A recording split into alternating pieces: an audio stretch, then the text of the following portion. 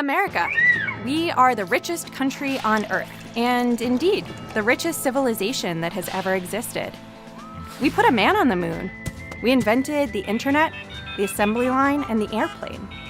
More billionaires live here than anywhere else on Earth. And we are widely acknowledged as being the most powerful single nation around. But for a country so wealthy and so innovative, our living standards are not that great. Our infant mortality and child poverty rates are among the highest in the developed world. Americans can expect to live shorter and sicker lives compared with people living in many other rich democracies. We have the highest incarceration rate in the world. And of the 10 richest countries, the United States comes in last in terms of mobility and opportunity. The United States is so rich, and yet so many of its citizens remain impoverished. There's a big idea out there that could help solve this. It's called a universal basic income. The government would give everyone, say, $500 or $1,000 a month, no strings attached, sort of like a Social Security payment. A basic income would help eliminate poverty, especially deep poverty and poverty among children. It would give workers more bargaining power. With that kind of safety net, people might become more entrepreneurial and take more risks. They might free themselves from abusive figures in their lives.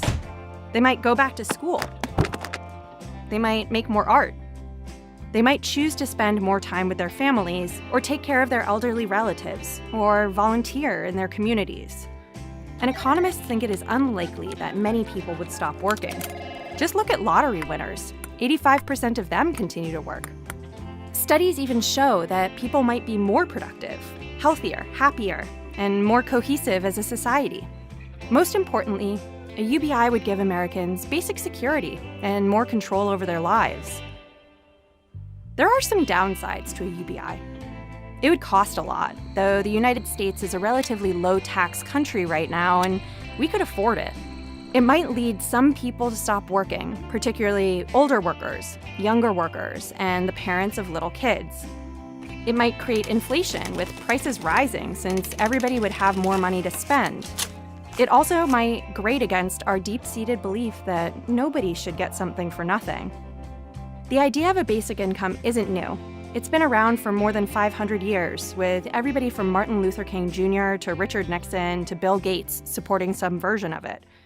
We are living in a time of great technological advancement and enormous abundance, but poverty continues. Some families have private inheritances, passing on their accumulated wealth.